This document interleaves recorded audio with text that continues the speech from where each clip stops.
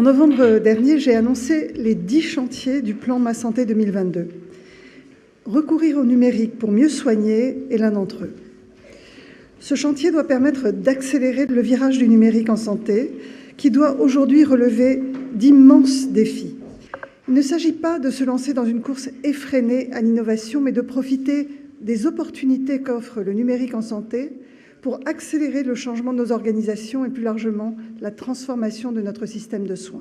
Donc nous avons tant les rendez-vous qui me sont envoyés directement par le secrétaire de mes praticiens, du CLB, mais j'ai aussi les rendez-vous du CHU à venir, donc d'autres centres hospitaliers, et je peux aussi ajouter, à titre personnel, d'autres rendez-vous, par exemple les rendez-vous avec mes généralistes. C'est-à-dire que je peux prendre directement contact avec mon oncologue afin de lui poser une question direct sans avoir une correspondance téléphonique. Ici, c'est la version pour le suivi de l'enfant handicapé.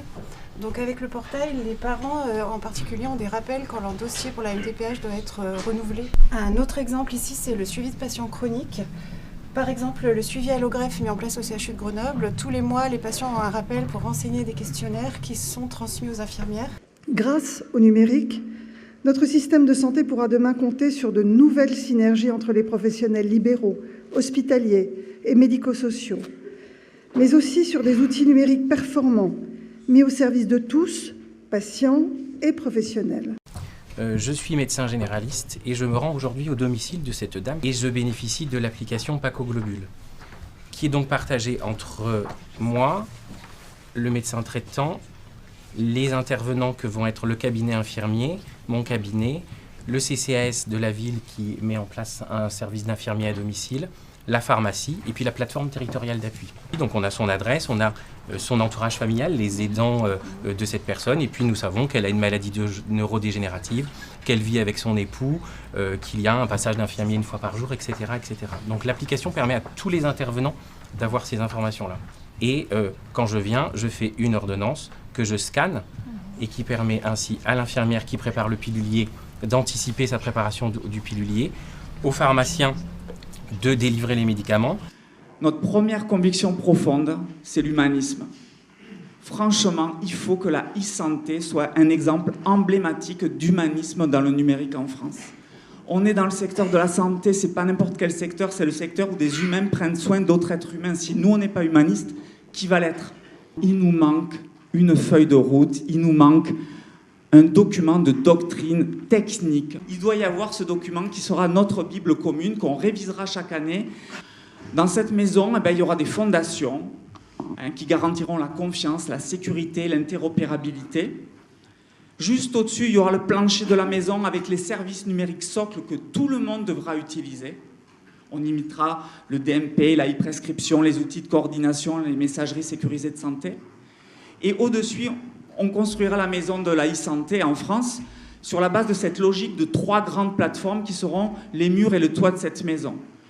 Le bouquet de services numériques aux professionnels de santé, une plateforme numérique qui est un contenant numérique qui recevra en fait tous les services numériques développés par tout l'écosystème qui feront preuve de beaucoup d'innovation et beaucoup d'engagement pour publier dans cet espace numérique commun.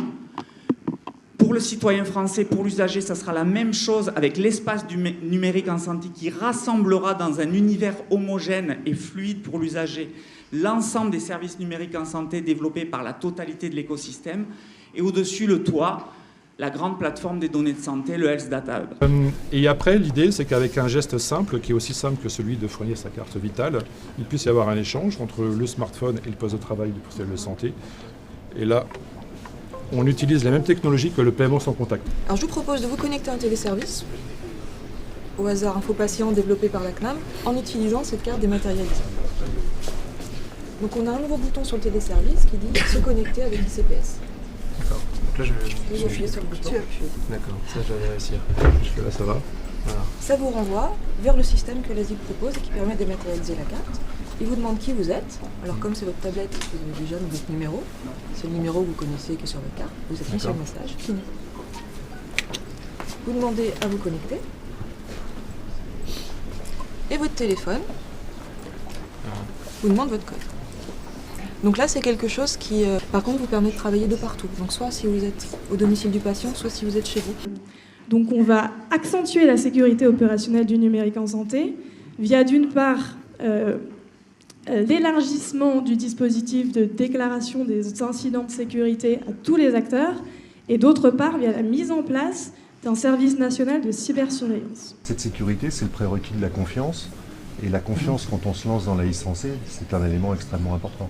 Le moindre incident qui aura un impact politique lourd dans la population pourrait freiner les choses. Donc 3 leviers très pratiques et sur lesquels je vais passer très vite. La cyberveille, c'est la gestion de l'incident. L'incident est arrivé, comment je gère, comment j'observe l'incident, comment j'accompagne les structures. La cybersurveillance, je suis juste avant l'incident et comment je teste les vulnérabilités des systèmes et comment j'enquête dans le web profond. Le système de cyberveille, il est opérationnel depuis 1 an et demi. La première des briques, c'est le DMP. Elle est fondamentale, on n'a pas le choix, il faut que tout le monde joue le jeu, alimente, utilise, renseigne le DMP qui doit être vraiment le socle fondamental de tout notre édifice. En dehors du fait d'éviter les erreurs d'interprétation, la structuration des données, elle permet aussi de nourrir le dossier patient. Et le gros avantage, c'est de le nourrir au fil de l'eau. Donc dans les cas d'urgence, de pouvoir envoyer directement les résultats les plus urgents pour avoir une conduite appropriée.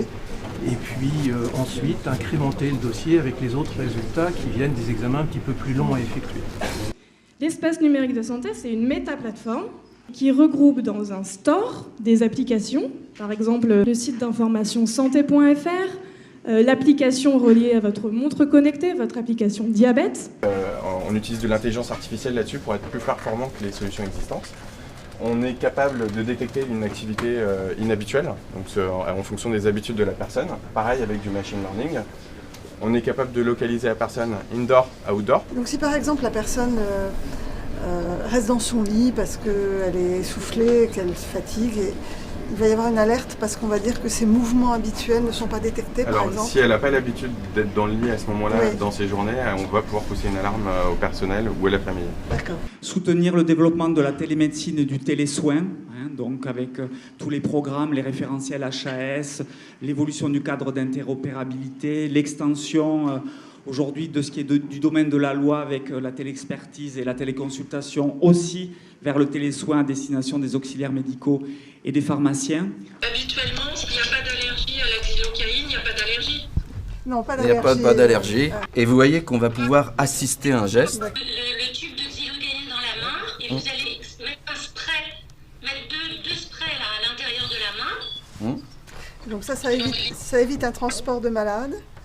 Ça évite en fait un transport qui aurait pris des heures, de l'attente, et surtout ça permet de répéter cela quasiment tous les 2 jours ou toutes les semaines, voilà, en fonction des besoins. Il y a ça, et puis il y a l'alliance thérapeutique, c'est-à-dire on se met d'accord et les traitements sont suivis. Et donc la question qui se pose, c'est celle de la coopération entre l'homme et la machine. Ce qui est certain, c'est que ça réalloue le temps humain. Ce qui est certain, c'est que on doit réapprendre à travailler avec la machine, mais moi, je suis assez persuadé que, pas seulement pour des raisons éthiques, mais pour des raisons de performance, on gardera l'humain dans la boucle extrêmement longtemps. C'est que dans la salle et partout sur les territoires, on est ému par le même idéal.